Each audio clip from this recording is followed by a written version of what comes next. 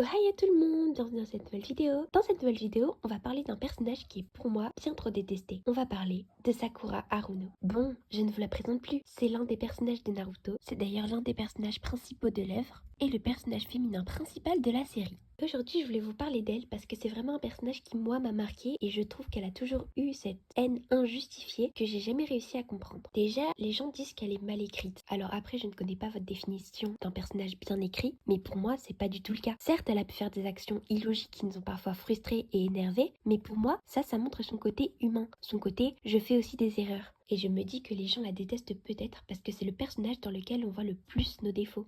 Et que inconsciemment, ça nous agace. Surtout quand à côté, dans l'œuvre, on a des personnages qui sont parfaits et qui ne font aucune erreur. Mais soyons honnêtes, ça n'arrive pas dans la vraie vie et ça n'existe pas. Et pour moi, c'est ça la vraie force de Sakura, c'est de nous désidolâtrer par rapport à ce genre de personnage et de nous ramener à la réalité. D'ailleurs, pour moi, Sakura, c'est ce côté justement humain qui m'a fait s'attacher à elle. Je me suis profondément vue en elle et ça m'a beaucoup touchée. J'ai compris le personnage, je m'y suis vraiment attachée. Mais je pense que certaines personnes ne peuvent ne pas le tolérer, ce genre de choses. Et c'est ok, des goûts, des couleurs. C'est pour ça, pour moi, que les personnages qui sont, entre guillemets, le plus humains dans les animés sont les plus intéressants parce que c'est ceux qui suscitent chez nous le plus d'émotions et qui nous en font vivre un maximum. Que ce soit de la haine, que ce soit de l'amour, de la compassion ou encore du rejet. C'est ceux qui vont nous faire ressentir tout ce genre de sentiments et c'est grâce à eux qu'on va pouvoir vivre l'œuvre avec tant d'intensité. Un autre point aussi qui me fait aimer Sakura, c'est son évolution. En effet, elle ne part de rien. Elle a pas de clan, pas de caractère héréditaire, pas de technique ancestrale, etc. Elle part vraiment de rien. Et ça, je trouve ça très inspirant, autant pour les ninjas dans Naruto que pour nous dans la vraie vie. En plus de ça, je pense que ça fait de mal à personne de rappeler qu'elle a réussi à passer l'examen de Chunin écrit juste grâce à son cerveau et ses connaissances, et que clairement, à la seconde guerre ninja, elle avait clairement dépassé Tsunade.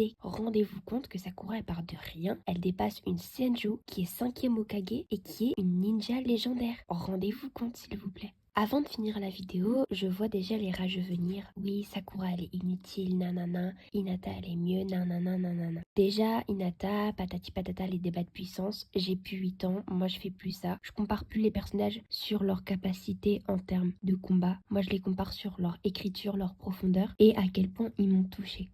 Ensuite, les gens qui disent que Sakura est inutile, si vous pensez vraiment ça, regardez Naruto. Ou bien je vous ferai une vidéo de théorie pour vous expliquer comment ça se serait passé Naruto si Sakura n'avait pas existé. Bon, sur ce, c'est déjà la fin de la vidéo. Merci d'avoir regardé. Je sais que c'était un petit peu long, mais Sakura, c'est vraiment un personnage qui me tient énormément à cœur. Sur ce, j'espère que cette vidéo vous aura plu et je vous fais des gros bisous.